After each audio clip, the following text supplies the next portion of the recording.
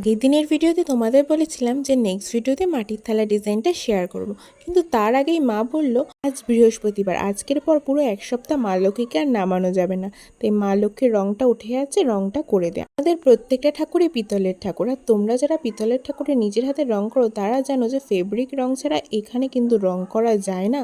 আর fabric রং 1 মাসের বেশি টেকেও না, তাই 1 মাস অন্তর অন্তরে কিন্তু ঠাকুর রং করতে হয়।